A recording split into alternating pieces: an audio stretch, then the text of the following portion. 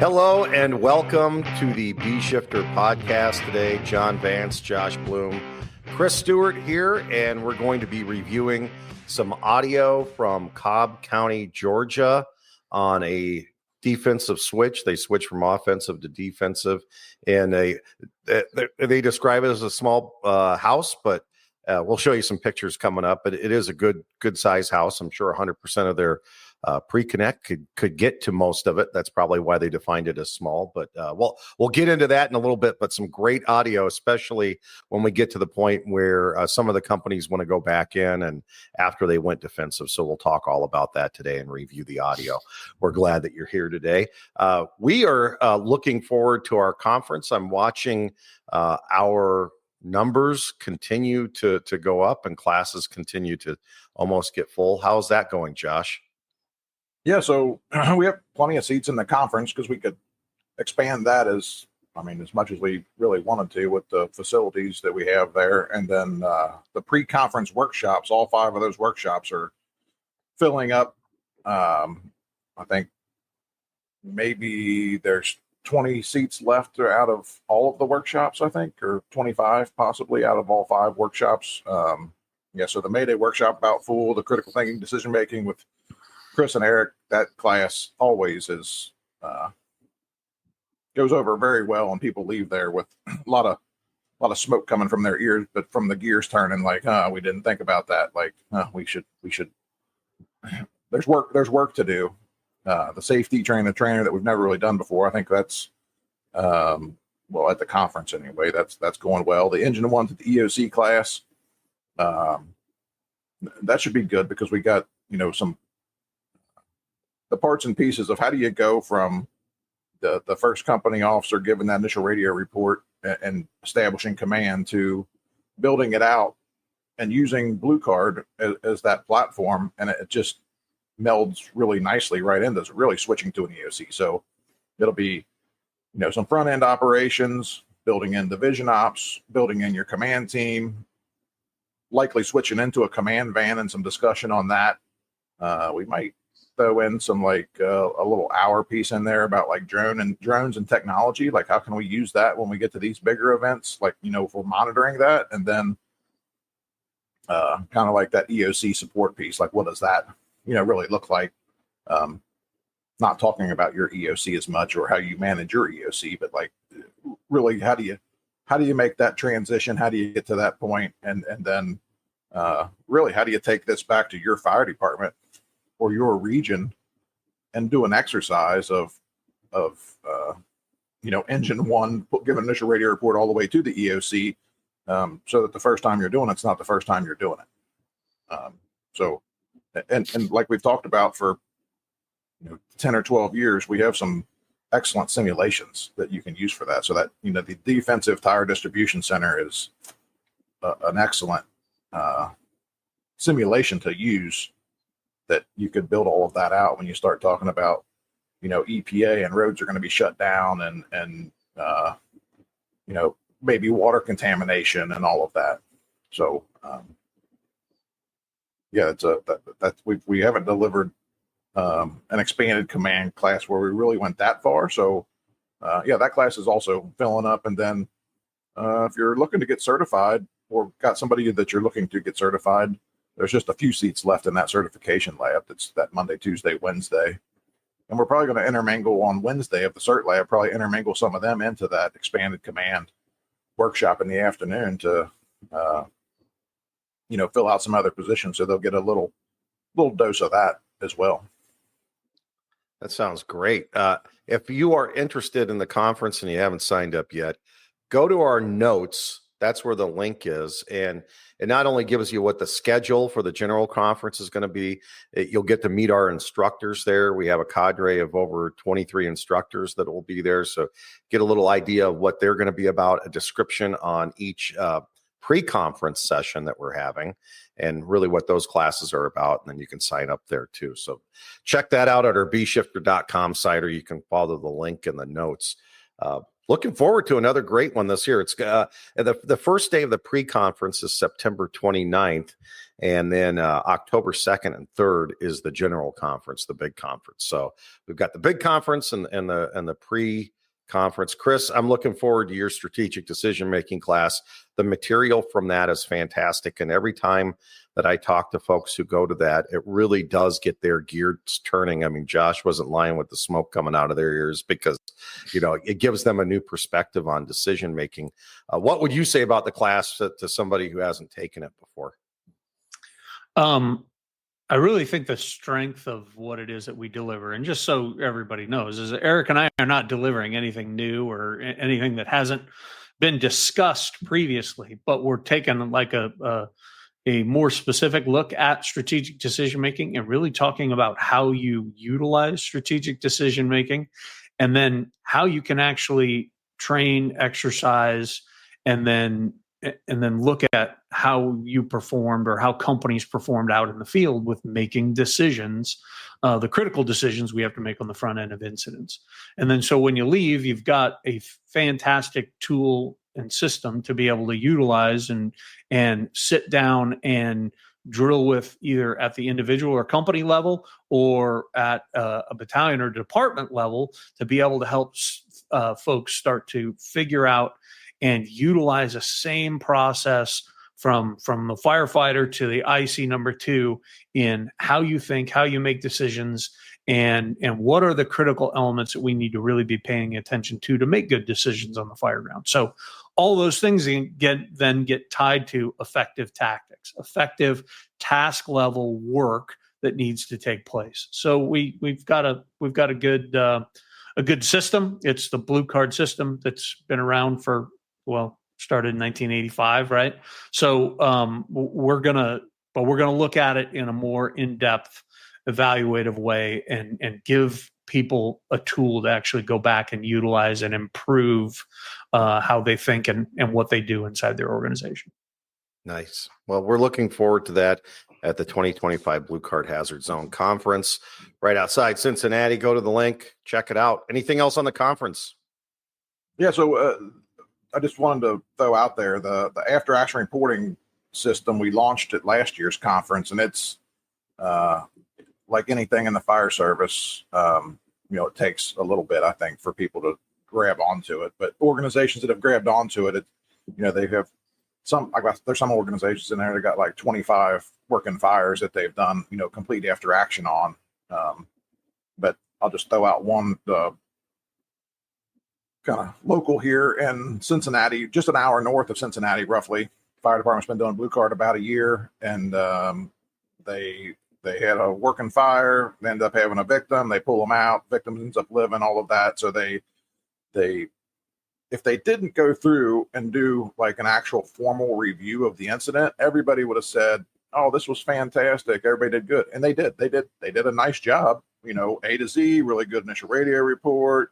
Some good assignments. The battalion did good. Calm. Steve Lester's 3 C's. I think they did pretty well hitting all of those. But when they really broke it down and went through the incident in a little bit more detail, they identified things that they can do better, right? So, and that's what it's all about, is how do we improve or do a little bit better tomorrow than we did today? So that's it's a big takeaway from the AAR, and that's going good. We've heard some feedback from the end user, and we've made some adjustments to it based on that. And we're super excited that now we have the AAR program for the ARFF certification program that is also going to be available. And we're going to keep building out the AAR. So at the conference, we're going to have like a big session review, kind of like where was it, where is it, where's it going, and then Eric and Chris will be presenting more detailed how do you use it, all of that, for anybody who is connected to it and has any questions, and those obviously that haven't connected to it yet. And that program's available to everybody that's an instructor. So if you're an instructor, you can use the AAR program. It's just an added value to having your instructor license. So yeah, if you don't If you don't have a system and process to evaluate how you're doing at actual incidents, then all of your assumptions about your performance are completely and totally subjective. And so this gives you an objective way to be able to input radio traffic and then be able to evaluate the specific command components and how you're actually utilizing the system, how effectively you're utilizing the system. And then once you do that, then you can start to look at is, oh, what kind of decisions were we making? Did we make really good decisions that directly impacted the speed, quality, and effectiveness of completing the tactical objectives based on the radio traffic that you have, right? It's not describing and keeping track of every task level element that took place on the fireground, but it's helping that organization do that. So if you're a fire chief, an ops chief, a shift commander, a battalion chief that really actually wants to know how you're doing and how you're performing, this system gives you that objective process to be able to do that, and then to be able to directly impact how you're training people to improve it, and then see, are we actually doing better? So the departments that have slowly gotten into this and now their eyes are like, oh, wow, this really helps us figure this stuff out, rather than relying on impressions and subjective thoughts about it that, let's face it, we're humans. There's bias, a ton of bias in that, right? So this is a great tool for that, and then hopefully we can garner that same vision and perspective in the ARF world. Well, before we roll the audio here, I do want to just put a call out to folks. If you have audio such as this that you'd like us to feature, we are looking for it. So all the time, if you have a success or a lesson learned, even if it's through the AAR process, share it with us. We'd love to share it with everyone else. So our emails are available in the notes as well. You can send it to us, pictures, helmet cam, whatever you have, send it our way. And we would love to feature it like the audio that we're featuring today from Cobb County, Georgia.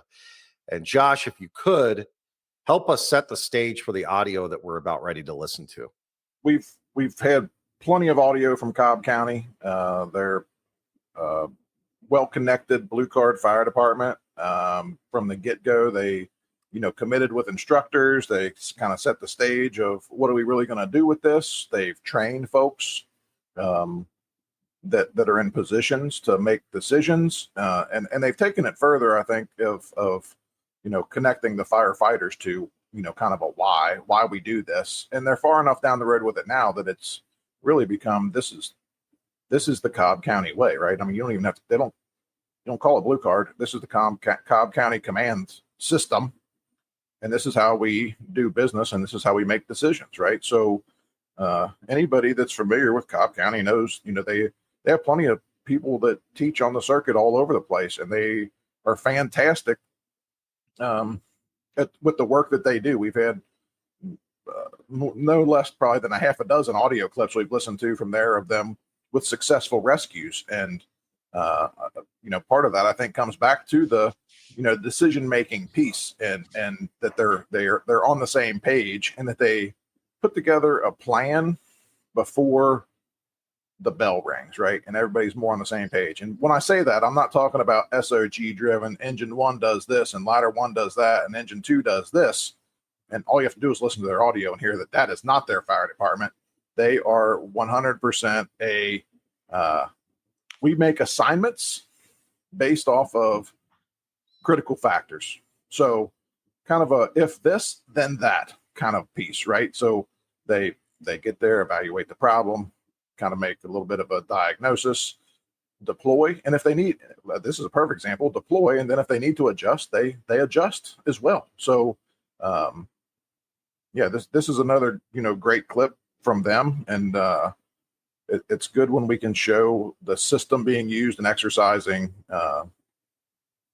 on a significant fire, and then having a strategic shift, right? Like, a couple rooms off, we can show, the front end and initial radio report and all of that, which is where it all starts. And that's a critical part and piece. But, this goes out, a little bit further with the strategic shift that they do at the incident. And, I have to say, listening to all the audio we've had from Cobb County and many other jurisdictions, when they have a system, the tone is the tone of the incident commander and the tone of the companies is just in a different place, right? I mean, this incident commander, when we listen to this, it's like, yeah, this is my job. And he makes good decisions. He's calm and is clearly in command of the event. So, thanks to Cobb County for sending this to us. And I think it helps other organizations,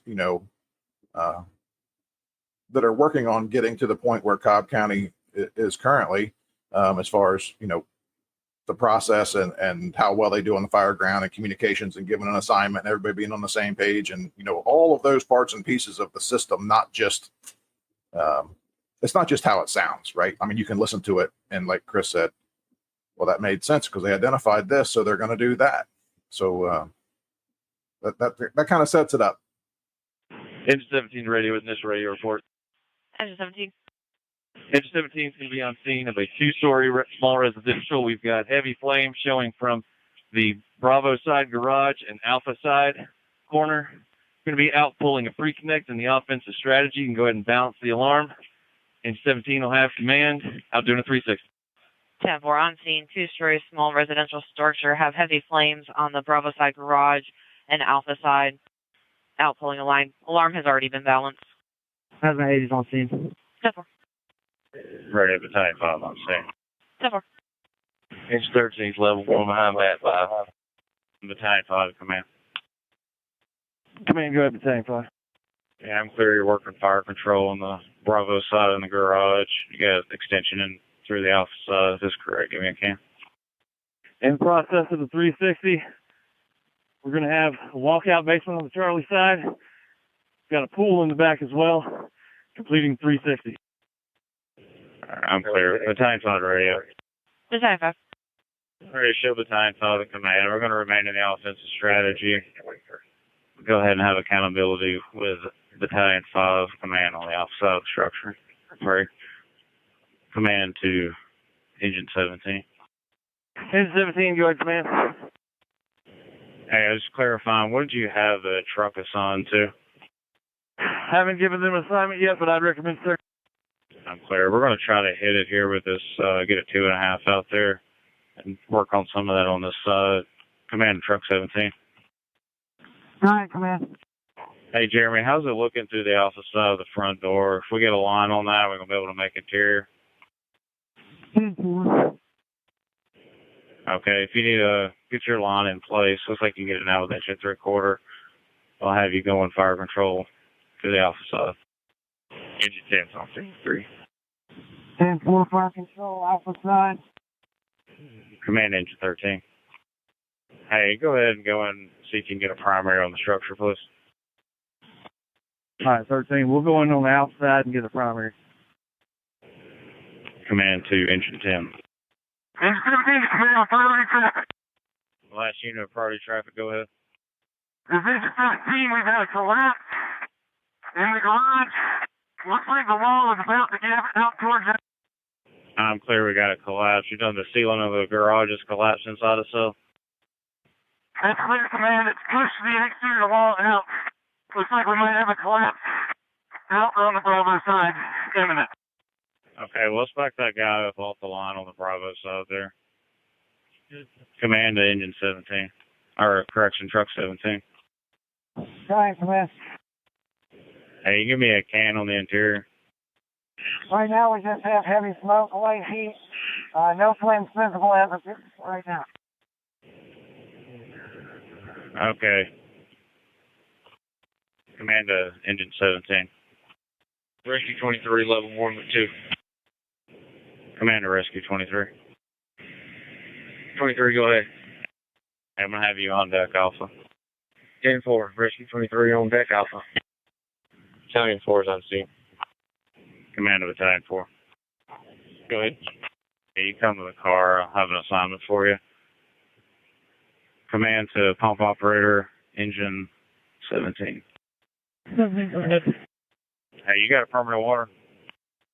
10-4 Chief, we just got permanent water. Squad 7 is on scene with 5. Command Engine 13. Command Engine 17. Correction, Command Truck 17. Engine 17 to command, is your traffic approved? It's 17, that's clear. Have you seen any flames yet? Do you think so? Commander radio. Command, go ahead. Ready, get emergency tones, please. Commander radio, emergency tones. Command all units working interior, vacate the structure. Go ahead and exit the structure. I'm going to try to reset this out before we do anything more. Far behind exit. Commander Truck 17.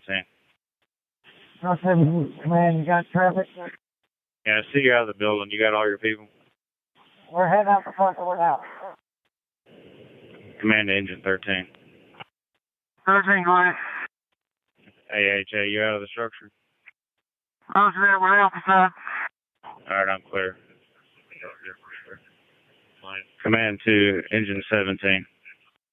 Engine 17, go ahead, command. I'm going to get you somebody over there. We're going to try to do some work with that deck gun here and hit it on that alpha side in that garage area. 17 clear, you're sending somebody to that gun on engine 17. Command Truck 17. Go ahead, command. You got one of your guys you can print on that deck gun for the pump operator on 17. 10-4. Radio to command. Command radio, go ahead. 10-minute benchmark. Radio's clear on the 10-minute benchmarks. We still have advanced heavy fire. It's working the attic through the structure. Partial collapse on the Delta side. We're currently in a defensive mode. 10-4. It's 23, level 1, with 3. Battalion 4 to command. Go ahead, Battalion 4. Everything looks good on the Charlie side here. We got a, hold on a minute there. We do have one of the cats in the back window here. If you have someone available, the ladder, we could probably get it out. Okay, how's that side of the structure? It looks stable. 10-4, I don't see any active fire on the basement or first floor at this time, just some smoke. Okay, I'll get a crew over there. Command Engine 10. Engine 17 is command. Be all right if we open the deck gun? Yeah, go ahead and hit on that alpha side. We may have to move to aerial here in a second. Go for Engine 10. Hey, Luke, can you see if you can assist Battalion 4 with getting that cat out of the window? 10-4. Radio to command. Command radio, go ahead. When needed, the homeowner is currently at 863 Paces Farm. Okay, you can have her make her way. Tell her to look for the red pickup with the blinky lights in front of her house. 10-4. Met Ops, Command to Met Ops. Okay, go ahead. I can have you set up rehab on the alpha side. Met Ops clear. Command to Truck 17. Go ahead, command. Hey, can you work your way to your aerial to get it set up? Work with Engine 17, getting a water supply. 10-4. Command to Squad 7. Go ahead. Give me a recon over there on the Delta and Charlie side and see if there's anything we can do before we set the ladder truck up as far as fire control or searchable space we haven't checked. 10-4. Battalion 4 to command. Go ahead, Battalion 4. There still is some searchable space on the main floor living room. I don't see any active fire on the Bravo Charlie corner. Truck 17 to command. Last unit to command. Forget out. Clear to the first floor. Already been complete. Looking all clear. Okay, we're going to call it good at that point. Just got with the homeowner. He said he's confirmed everyone's out of the house. There's no one in there. Squad 7, command. Go ahead, Squad 7. Hey, there's searchable space there on this Charlie Delta side on the first floor. Okay, we're good. I've met with the homeowner. He's confirmed that no one's in there. He's certain of it. We're going to remain in defensive on it. Squad 7, command. Command to Squad 7, go ahead. Hey, Chief, as far as fire control, it looks like it's all in the attic. It doesn't look like there's much on the second floor. Let's try to get up there full ceiling. Mike, I'm clear on what you said about the second floor of the attic. I think as much as we got going on right here, we're going to stick with exterior operations. 10-4. 17 Bravo to truck 17 Bravo. Go ahead. You get ready to set up a truck? Command of Battalion 4. Go ahead for Battalion 4. Hey, make sure there's no one around the collapsed area back there. We're about to set this truck up, and this Bravo sidewall is looking worse. Copy that. We're all leaving the Charlie side at this time. Battalion 4 to command. Command of Battalion 4, go ahead. All personnel are clear of the Charlie and Delta corners, except for the line in operation. I'm clear, thank you. Radio to command. Command radio, go ahead. 20-minute benchmark. Radio, I'm clear. 20 minutes benchmark. We're still on the defensive strategy. Active fire shown from the roof line. 10-4. Engine 17, command. Command of 17, go ahead. I'm going to need to shut one of these pre-connects down to run the truck. All right, a lot going on here on this one, and as Josh pointed out, very calm. Let's talk about the structure first. Tell us about this house, Josh. Yeah. So when we first listened to this, I like the two of you was like what's really going on here. And then when I looked up the address and found this picture, it's like, oh, this is a little different. And even looking at this picture, given that size up, it's like, yeah, it's a maybe small, medium house. If it's in their area, my area, all of us that are on here today's area, this place probably has a basement in it, right? They make additional living space. A takeaway from this is when you look at that roof line, there is who knows how many void spaces in that roof area. That fire started on that Alpha Bravo side. So in a second, we'll take a look at that picture of that side. And it's a very large garage that, towards the Charlie side has a bonus room, maybe, if you will, that sometimes they make a bedroom or, whatever. So pretty much so that Alpha Bravo corner all the way to that Charlie side, on the second floor level, was involved in burning and well into the roof.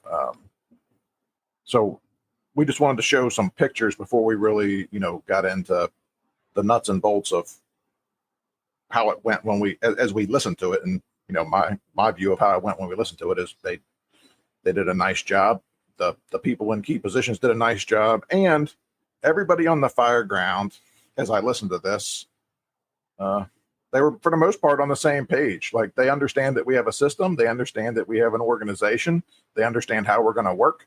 And when things were communicated, people, acknowledged it. So I'll kind of, before I jump into the initial radio report piece, Chris, you got anything before we jump into the breaking it down a little bit further? No, I think, well, yeah, no, I do. So the size up of this, you're just simply talking about size up and size up of the structure, right? Size, height, and occupancy type. Obviously, this is a house. We know that, right? But the size and height. So it's 2-story, likely with a basement. And once you get around to that Alpha Bravo side, you see that this rascal's pretty deep. And so this has got a decent size interior space, standing over a basement, and it's likely wood framed underneath all that brick veneer. And so there's a lot to be thinking about here with regards to, we've got a decent fire in here. How long is this building going to tolerate it?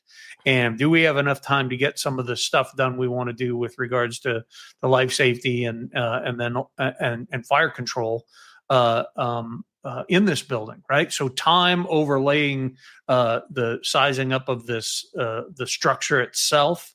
This is a good one to actually talk about, and I think they did a fantastic job with it. And I think we'll kind of break that down as to why this was a good job. When the command transfer happened, starting with that, after the size up, the IC, the BC coming in, wasn't sure on the position and function of I believe, ladder 17. So just this week, we were doing a class, and the BCs here ride by themselves, and they were saying, well, we don't ride with somebody. Well, here's an example where they are actually riding with somebody. It's a 2-person team pulling up, and even those guys maybe don't get all those assignments. So he did a really good job at coming back and asking what that assignment was. And tell us the importance of doing that. We know he's filling out his command worksheet, but why is that before he even gets the ball rolling on anything else? Why is that so important? So for me, I think that the IC number one set the stage with an effective communication of that on scene or initial radio report, right? In what is going on and what are they doing, and then beginning the command process, right? And so after that's done, the initial actions taking place of getting a line to wherever it was that they wanted to start to address that garage fire. And then I'm going to be completing a 360. And during that 360 is when IC Battalion 5 shows, IC2 of Battalion 5 shows up. And they use the system the way it's supposed to be used in that transfer of command, right? The initial part of that communication is the unit rundown. And because he only knew the position and function of engine 17, wasn't sure the position and function of truck 17 or ladder 17, asked that question and got it clarified. And very simply, IC number one said, yeah, I haven't given him assignment yet. Here's what I recommend. And I think it was search is what that assignment was. And IC2 says, okay, cool. Got it. Thank you. And then there's they continue that the transfer of command with their CAN report essentially is getting the 360. Hey, here's what I'm seeing as I walk around this. And that's acknowledged. And then IC2 grabs a hold of it as the incident commander and then starts to move forward with their incident action plan. And that plan is clearly communicated through the assignments for truck 17 and then the next arriving company. So it was utilizing the system to get really good information out that actually helps that IC move forward with what needs to happen here to get fire control and get an all clear in this thing. And then the way he did it, his matter of fact, comfortable, confident tone, and we'll go to kind of some of Bruno's stuff, that cool command thing, those cool command things that he's actually demonstrating. And those are the things we described. And the other one is a little bit of grit. No, he knows and understands what's going on here and has a clear idea of what they're going to be comfortable doing with moving forward and makes good decisions in doing that. I want to back up just for a second and hit that. So the 360, identifying, walkout basement, fantastic. That there's, the pool in the backyard. During the day they probably see it, but at nighttime, that sometimes becomes an issue for us. So that was another excellent piece as far as the 360 goes. And I'll jump to the command transfer piece of that truck 17. Everybody says, oh, level one, they're sitting there doing nothing. They're doing nothing, whatever. And it's like, no, the companies that are responding on the front end of an incident have a pretty good idea of what their assignments likely could be to support us addressing fire control and primary searches, right? Based off of an initial radio report, a follow-up report, what they see when they get there, when they're pulling into the block, if they're, in that, second, third, fourth, fifth due, position. So, in this case, that truck had an idea of what the assignment could be. They didn't just go and do it, but the critical part is that it was communicated so that the incident commander and everyone else knew their position and function. So the incident commander is like, okay, I know where they're going to operate, and everybody else knows where they're going to operate, and I'm checking off that this work is being completed. There's no mystery of whether it's being completed or not, because it's been communicated.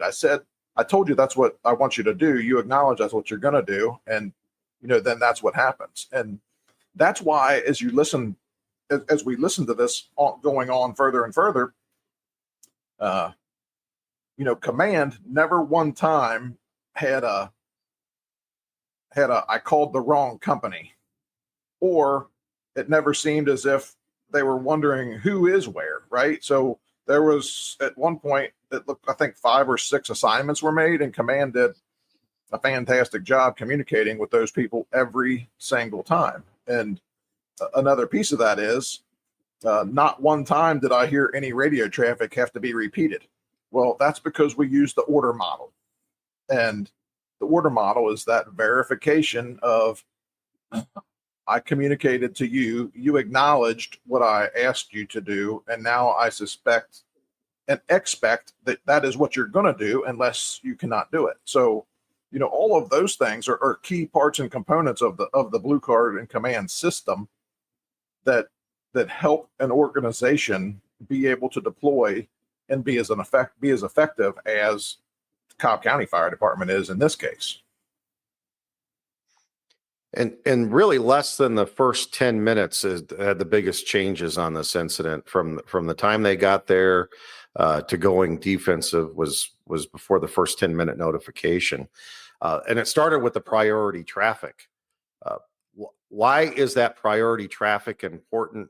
And you could see the gears turning, already with the IC, because then he starts to get CAN reports. Yeah, so I think a piece of that is,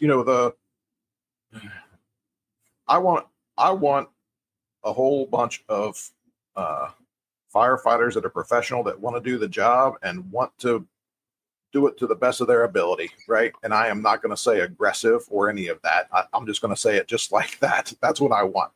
And in this case, that is what they have. And people are going to go as far as they need to go, or they feel comfortable going, based off of making good decisions when they operate within a system and they've been, trained on the critical thinking parts and pieces. So the priority traffic piece here, that came from Engine 13, priority traffic. It got everybody's attention on the fire ground, and it's like, okay, what's going on here? I don't think Command was surprised by the priority traffic, probably based off of the amount of fire that they were seeing in their experience, on that corner from the garage. And they said, we've had a collapse. And then they went further and said, it looks like this wall is, pushing out. So that set that stage for everybody, that like, oh, okay, there's a lot more going on here. But the priority traffic piece goes back to, many of the other podcasts that we've had of, what are you about to say? Well, when I say priority traffic, that means I have priority over everything else on the fire ground except for a mayday, and nobody else is going to cut in or say anything. And Command is saying, okay, Engine 13 said that they have priority traffic. I'm looking at my worksheet. Where are they operating at? And what are they about to say? And then everybody else on the fire ground is listening to that as far as, is there more work for me to do here, or what is this? So priority traffic is typically a red flag that requires typically some sort of change to the incident action plan. And in some cases, a change in strategy, though the change in strategy didn't happen, right away here. They did some other work as far as all clears and checking to see what else they could do before they changed strategy. So that priority traffic was that occurred here was important information for not only the IC to know and understand, but for the companies working in and around Engine 17 to know and understand, right? And so they chose, all right, no, I see something important here. I'm going to use priority traffic, used exactly the way it was supposed to be used, and then communicated those critical elements to the IC. The IC then needs to take that information and process it and say, okay, to what degree does this need to change the incident? Really the choices are from nothing to extremely drastically change, like a complete 180, right? And so he processed that information and didn't make a huge change in the beginning, but Rex started to recognize, okay, I want to see if we can get some all clears in places. I want to make sure that we've done everything that we need to do. But if this doesn't get better fast, I'm making the change. So it totally set that Battalion 5 IC number 2 up to be able to make a change and utilize the system the way it was. And again, it was done in a very matter-of-fact way. There was something significant happened on the fire ground. It got commuted through priority traffic. Nobody yelled. Nobody screamed. Nobody panicked. Nobody ran around in circles and didn't know what to do, right? They were comfortable with it. I saw it. Here's what's going on. Let's make some decisions based on it. Use the process for it. And it was a big deal, but it wasn't a big deal. And that's fantastic. And I want to highlight here, because we get a lot of questions sometimes about the 1, 2, 3 progress reporting. And in this case, IC2 did a really good job with that, of communicating with the other companies that were operating inside the building and around the building, as you said, Chris, of where are you with all clears? Where are you with fire inside the building? Battalion 4, where are you with the condition of the building, right? So that 1, 2, 3 progress reporting is communicating with, the companies first that are doing things that have the biggest impact on us being successful on the event, and those that are closest really, to the hazard. So it's that helping the IC to make decisions. So they see what they see, they've heard what they've heard, but now they're trying to gather a little bit more information from those other companies operating at the incident before they make the big shift to a defensive fire. As you guys are pulling up to a structure like this, because I couldn't help but think, so much of what we see still in the fire service, and even some of the audio that we featured lately, have been in older buildings. This is a fairly modern or very modern house, lightweight construction, probably big open areas, not a lot of separation. As Chris pointed out, the void spaces, those are all critical fire ground factors too. I mean, that really gives us a very small envelope to get searches done, to try to find the seat of the fire, to make an impact. Let's just discuss for a second how different this is from pulling up to a 1950 style Rambler house or something like that.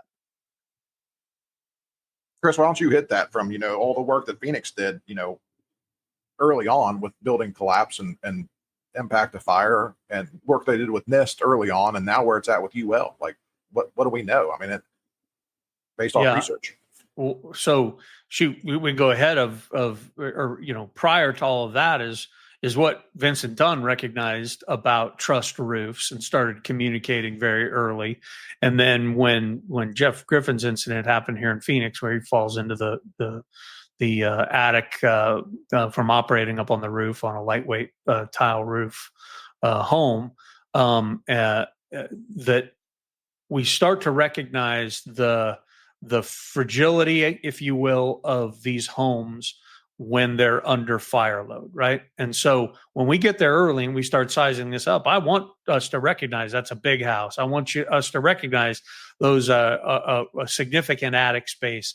It's put together with lightweight construction. It's got a concrete tile roof on top of it. There's a little metal there over the front porch, but I'm really worried about those big long spaces and those heavy weights.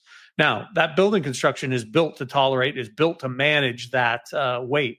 But what they've done is they've used math to their absolute best ability, so that what is the least amount of material I can put in this thing to have it hold up, meet the building code requirements to support everything that's on top of it and the structure itself. So how do they do? Why do they try to use a minimum amount of material? Because it's less costly, right? So all of those things together creates this formula that when we show up, we need to be able to recognize these things and be able to say, okay, I recognize that that's the situation here. This is the occupancy or building that we're actually dealing with. Now, based on the fire and smoke conditions, is that becoming problematic for us? And in this case, had a likely garage fire that extends up into that attic space, livable space above the garage, and then the attic above it, right? And really starts to degrade the structural integrity of the home, right? So they get there, have a decent amount of fire, start making a fire attack, starting to do the support things that are going on in and around it, getting all clear, that type of thing. And this structure starts changing, right? Because it starts giving away, because the amount of time that it's been burning, right, it becomes a critical factor. So we're starting to put all these things together, assess this, and be able to figure out what it is that we should be doing that's both reasonable and most effective at this. And, like Bruno said, typically the fastest, most effective way to do something is also is the safest, right? So they're measuring that. They actually put that into place. This is a home that has a basement. It's got a walkout basement on top of all these other things. but through their assessment and their size up and their 360 and all that, they determined, yeah, there is a basement. The basement isn't our issue. The fire, where it is and where it's going, where it's extended to, that's our issue right now. And they start to deal with that. So there's this whole system and process of size up and evaluation, and why does it matter and when does it matter, that is important, that you actually need to exercise, that you actually need to teach people how to do. It's not intuitive. Nobody's born with it, or very few people maybe are born with it, right? And so it's something that from firefighter to IC needs to actually be worked on. So he gets that priority traffic because they have the collapse in the garage. It starts to push the wall out. Then he immediately calls and gets a CAN report. And I think, Chris, you just put it. He's putting the puzzle together. There's pieces that he's starting to put together. So he gets that CAN report. Let's start there, and then how that quickly escalates to a defensive strategy. Yeah. So from what I hear listening to this is acknowledgement of that serious information, and then, okay, now what's going on around it? How far is this extended to? What impact is it having on the other companies that are working on the first floor, that are working on fire control, that are doing the things inside and out that need to be done? And it's clear that some work has been done. It's clear that all clears have actually been made on the searchable space on the inside of this house. It's clear that they're trying to figure out, all right, can we put water on this from the inside, not just the outside? And all of those things matter. The IC is not going to make a huge change here until he gets the perspective of everybody else in working around them, because he assesses this isn't like an abandon the structure or abandon your position type of incident. So he gets that information, and the critical part of asking for those CAN reports is the needs. Yeah, I want to know what's going on. I want to know what you've been doing, but what do you actually need inside there? Is there something else we can do to fix this or make this better based on what we've been communicating? Or is the need of, all right, there really isn't anything we do. We need to change positions, and in this case, change strategy to be able to do this more safely and effectively. And what are we actually going to potentially write off and lose by doing that? Key element there is, what have we searched? And so use that information. Okay, now I feel like we're in a comfortable place. Ultimately, he's going to verify that search information with what the homeowner is going to tell him. There's some validation between those two things, and then makes his decision on the strategy. And then going through the incident, then reaffirms that decision and reaffirms that strategy with, no, we're going to stay defensive. I'm very comfortable with what we're doing.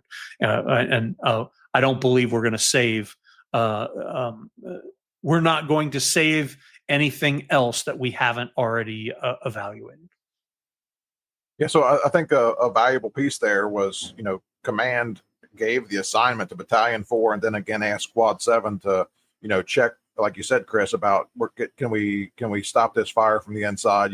Give me some information on that.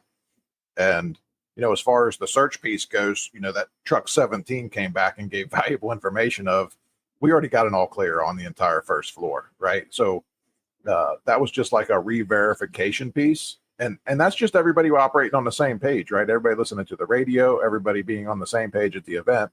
And, that bit of traffic from truck 17 was valuable in command making the decision of, okay,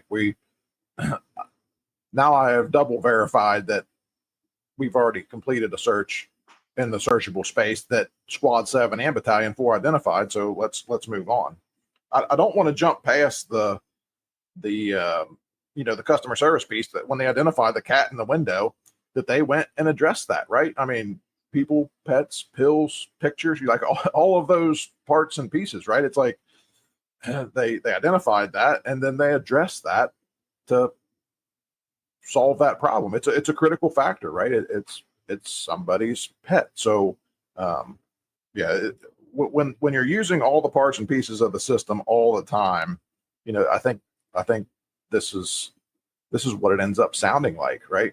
What we arrive to and what the critical factors are, we only have an impact on what we can do with them, after we arrive there, what we pull up to, we have no impact on.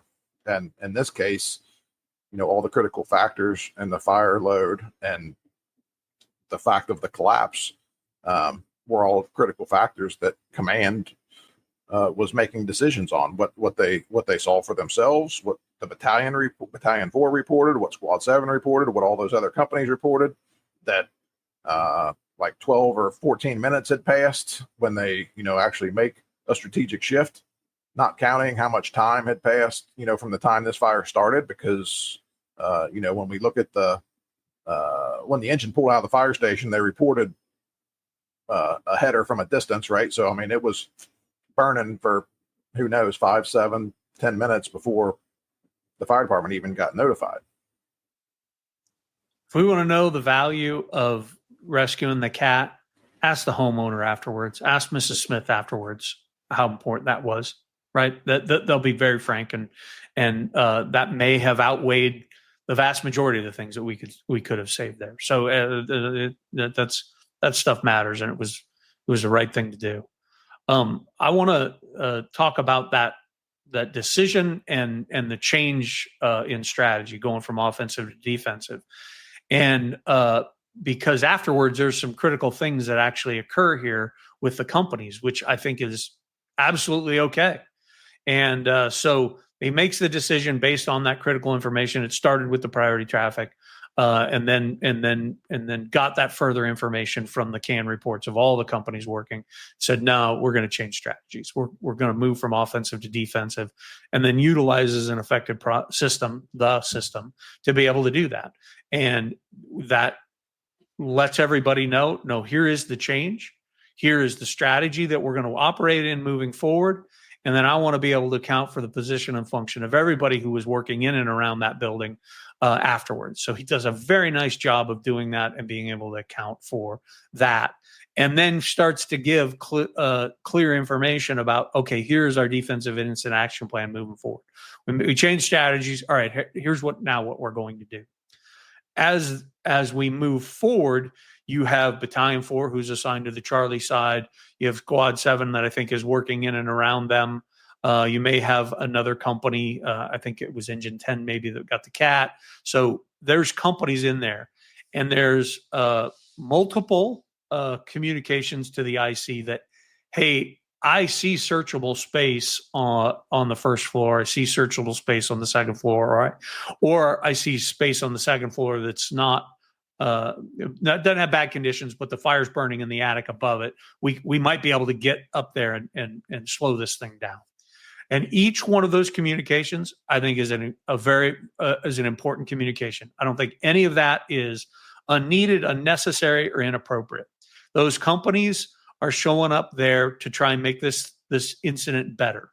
And that when they see something, they are recognizing it, they're communicating it, the IC is processing it, making a decision and saying yes or no. And in this case, each one of the times was no, but that no was validated.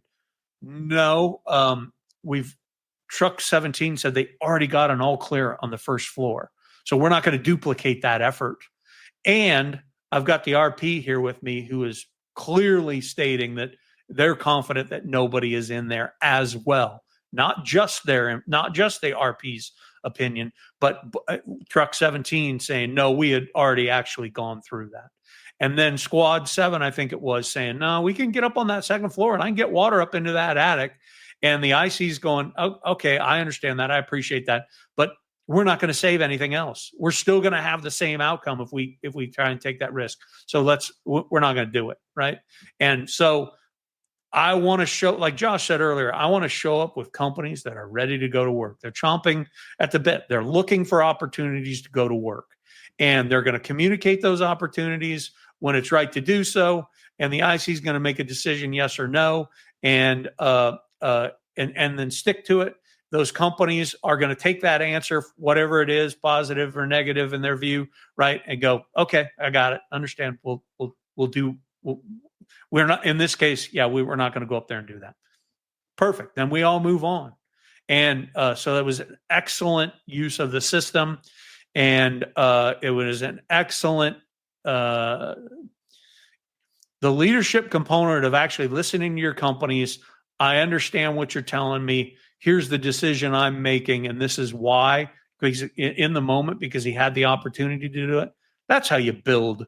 That's how you build an effective command culture, and trust between ICs and crews and company officers.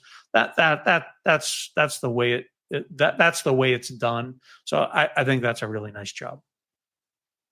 I just had one last thing I wanted to hit, and that was when they went defensive and they were going to put the ladder pipes up and all of that, that they did a nice job of making sure that defensive means you're not in the direct hazard zone, right? That doesn't, it doesn't necessarily mean that I'm not inside of the building.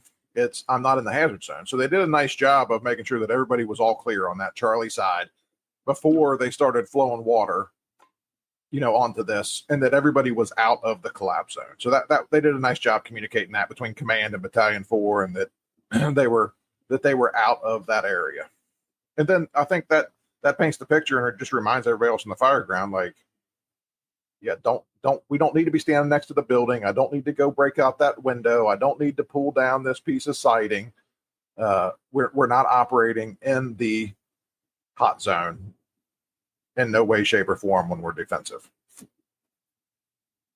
So one thing to ask is whether you put this thing out from an interior position in that attic fire, or you put it out from defensive positions outside the hazard zone with, we see in the picture here with a ladder pipe. I know there was a 2.5 flowing from the exterior. There was a deck gun at some point.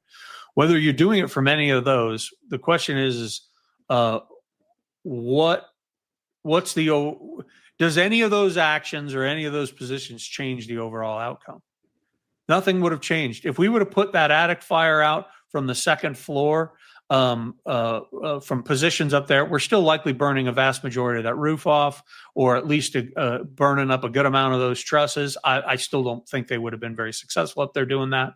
It's highly likely they wouldn't have been successful doing that. The outcome's the same on all of it. So if the outcome's going to be the same, let's figure out a way to minimize the amount of risk and the amount of exposure that the firefighters are going to have to be able to do that, right? That's actual risk management. That's identifying what is lost. I'm not going to accept any more risk for what has already been lost, right? So anybody that might be confused about risk management, maybe that can help them in figuring out. And that risk management was connected to a system. It was connected to size up on the front end of it, and on the back side of it, it was connected to strategy and action. And it was a piece in between that helps us come to those decisions. And this was a good example of actually being able to use it. Yeah, that's excellent, Chris. There's been a ton of talk about that with the whole risk management thing. A lot of opinions flying around about that, and it's like, no, risk management isn't one slide, and risk management is not just some words. Risk management is the entire system, right? Everything from deployment to your size up to the critical factors to, it is the entire system, right? And it's just where where does that fit into? Where does all of that lead you to with the risk management? It's all a giant puzzle. And if any one piece is missing, you did not complete the puzzle. So, all right, you guys have time for a timeless tactical truth? Absolutely. Came for the timeless tactical truth. Here we go. Timeless tactical truth from Alan Brunacini. In the face of chaos, the IC's calm presence becomes the foundation of fireground safety. Getting that calm presence, what does it take to get there for a new and or experienced IC? I think first and foremost, it's the focus and understanding that that's the expectation. Like that's what I want to be. That's where I want to go. That's how I want to execute this strategic level command position. And then what does it take? It takes deliberate understanding. It takes training, experience, and practice to actually be able to do that. You need to have some serious incidents, some critical decision experience to be able to get there. And then you got to have, you actually have to be knowledgeable and you have to be have some foundation of competency in that, because what spawns from that is the confidence, and when you have a level of confidence in the process, the decision making, the work that needs to happen on the fire ground, the time that it's going to take to actually do that, the respect for the effort that it's going to actually take to do that. You put all those things together, and that confidence then allows you to move through this process without elevating your anxiety, and that elevated anxiety comes out in a raised tone of voice, in a higher pitch, in speaking more quickly, in rushing through things, or feeling like I need to skip this to get to that. Right? There's like this long drawn out laundry list of things that actually help us get better at that. But the critical element is that's what we want out of our ICs. And then a system that does a pretty good job of selecting and positioning those people to actually be able to do that, or who can do that, to put them in those positions, right? And forcing people who aren't ready for that into those positions is never good for the organization. It's never good for that individual. So like, I don't know, there's probably only like 80 or 120 hours worth of stuff we could talk about on what it takes to get there. But that's what this guy on Battalion 5 did, right? Like he executed, and he knew that's what he was supposed to execute. Yeah, I think that just pushes right over to everybody else, right? When calm is contagious, that whole thing. I know it's worn out, but it's like, it's true. It's when you're confident in what you're doing, what you're saying, the decisions you're making, it rubs off onto other people, right? So I think something that becomes a challenge is that accidental success on the fire ground, when you have when you've made things work, but you didn't evaluate through some sort of after action of how well you really did. It's just we got out of that kind of thing, or high five, we did a really good job thing. When it really matters, and even seasoned incident commanders that use a system, the incidents where those folks would get like a little, I don't want to say uncomfortable, but like antsy in the seat a little bit. Like I'm not 100% confident of where we're going with this little piece or this incident or whatever. The people who've had that accidental success go to the not so calm, right? They start screaming because they don't know where people are assigned. They aren't comfortable with the incident or the events that are occurring. They don't know what to do next. So, yeah, you're not just born with that calm presence, cool as a cucumber thing, right? I mean, it's like Chris identified, it's a very long, drawn out piece of. They don't pin a badge on you today and say you're an incident commander, and you're going to be calm and so on automatically. It's a process, and having a process and a system is a key part, I think, to the foundation of the calm presence of an incident commander.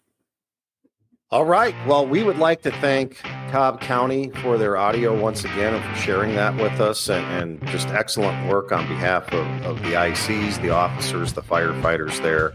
And we really appreciate their leadership position and sharing that with the fire service. They do that so often within that organization. I think it's just another great marquee organization that we work with and get to learn from them constantly. So we want to thank them for sharing that with us today. Also, thanks to Josh Blum, Chris Stewart, and thank you for joining us today on the B Shifter podcast. We'll talk to you again next week. Thanks.